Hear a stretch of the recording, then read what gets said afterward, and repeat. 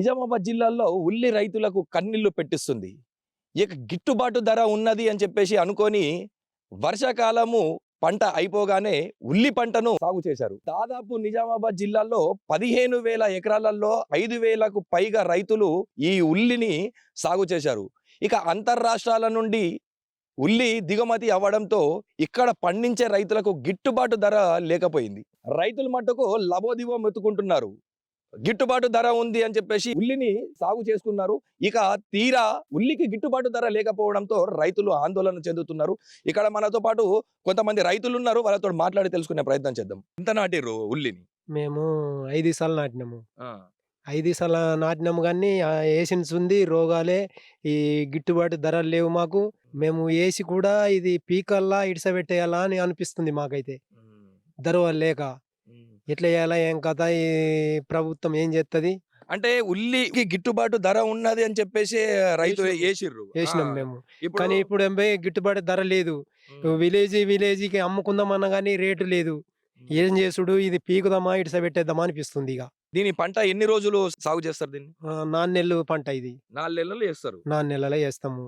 కానీ ఇది ఏసిన నుంచి రోగాలు, మందులు ఈ యూరియా బీసుకు నిండుతలేదు మా పరిస్థితి. ఉల్లి వేసేటప్పుడు గిట్టుబాటు ధర ఎంత ఉండే, ఇప్పుడు ఏడికి పడిపోయింది? 1600, 1500 ఇంచుమించు వాళ్ళకి తినే మా రైతులకి ఏమైనా లాభం ఉంటుంది.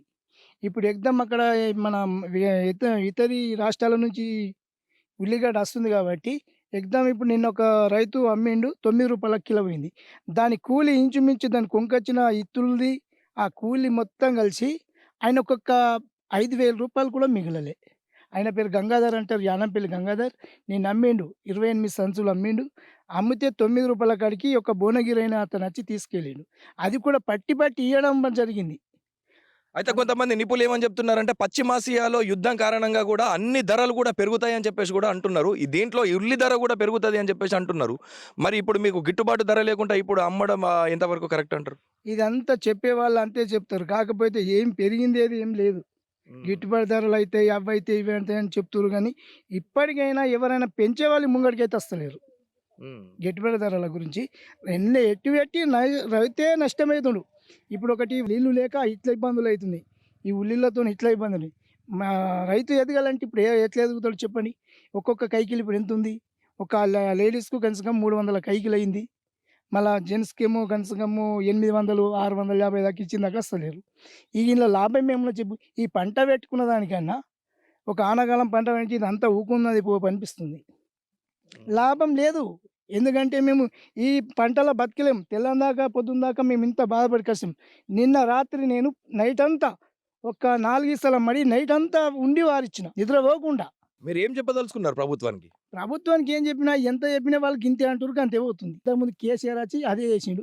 ఇప్పుడు రేవంత్ రెడ్డి కూడా వచ్చి అదే చేస్తుండు. వాళ్ళు చేసే పనులు ఎవరు చేస్తున్నారు? రైతుకు చేసిన లాభం ఎవరు లేరు. వీళ్ళంతా మోసగాళ్ళు తప్ప కానీ ఒక్క రాజకీయ నాయకుడు రైతు గురించి ఆలోచించే వాళ్ళు ఎవరు లేరు. మళ్ళీ వాళ్ళు చెప్పేది ఏంది? రైతులే రాజులు అంటారు. రైతు వేస్తేనే వాళ్ళు గెలుపుతారు. కాకపోతే చేసేది ఏమీ లేదు వాళ్ళని. దేంట్లోనే చూడు, బిజినెస్ వాళ్ళు పైకి వస్తుర్రు, ఏదైనా దందా చేసుకున్న వాళ్ళు పైకి వస్తారు. రైతు చేసినోడు ఒక్కడు బాగుపడాలని చెప్పు, నేను దాన్ని దేనికైనా సిద్ధం ఉన్నా. చెప్పండి, ఎక్కడైనా చెప్పండి. కనీసం ఒక 10 ఎకరాలు మామూలు వ్యక్తి, మామూలు రైతు ఒక 5 ఎకరాలు ఉన్నా కానీ లాభం లేదు. అది ఎవరో పెద్ద పెద్ద నాయకులు అసంటోళ్ళు 10, 20 ఎకరాల లాభపరిస్తే నీళ్లు బాగుండి మంచిగా ఉంటేనేమో సరే. మళ్ళీ ఇక్కడ మాకు నీళ్లు కూడా బాగా ఇబ్బందికరం ఉన్నది. ఈ మన డిచ్వెల్ ఏరియాలో బాగా ఇబ్బందికరం ఉన్నది. అయితే మరి రాజకీయ నాయకులు రైతులకు అనుగుణంగా ఉంటాము, మేము రైతుల పక్షాననే ఉంటాము అని చెప్పేసి కూడా అంటున్నారు. రైతులు ఉంటేనే రాష్ట్రం బాగుంటుంది అని చెప్పేసి కూడా కొంతమంది రాజకీయ నాయకులు అంటున్నారు. మరి మీరేమో రాజకీయ నాయకులు పట్టించుకుంటానే లేరు అని అంటున్నారు. దీని ఎట్లా అంతా చెప్పేదంతా అబద్ధం. మన ఎంపీడీసీ, ఎమ్మెల్సీ కాడికి బట్టి ఎంపీ మన సీఎం దాకా కూడా ఇదే మాట అంటుండ్రు. మేము రైతులకు అండంగా ఉంటాం, రైతులకు అన్నీ చేస్తాం అంటున్నారు. చేసిందేమీ లేదు. ఎంతమంది మీరు చూస్తున్నారు కదా, ఎంతమంది ఆత్మహత్య చేసుకుంటారు, అప్పుల పాలై ఏమై ఎట్లా చేసుకుంటారు, ఎట్లా చచ్చిపోతారు. అలాగే పందికులేగా చనిపోతారా? ఇబ్బందికరం అయితేనే కదా చేసేది. ఇప్పుడు అప్పులు తీరకపోతే ఈ పంట పెట్టుకున్నా ఇప్పుడు దీనికి ఎంత నుక్షణ అయిందో చెప్పండి. కనీసం అంటే ఒక 30,000 రూపాయల ఖర్చు అయితే పెట్టిండు. దాని 30,000 ఖర్చుకు మనకి ఇది వెళ్ళకపోతే లాభం ఏమున్నా చెప్పండి. ఇక మేము ఎట్లా చేసుకొని బతకాలా?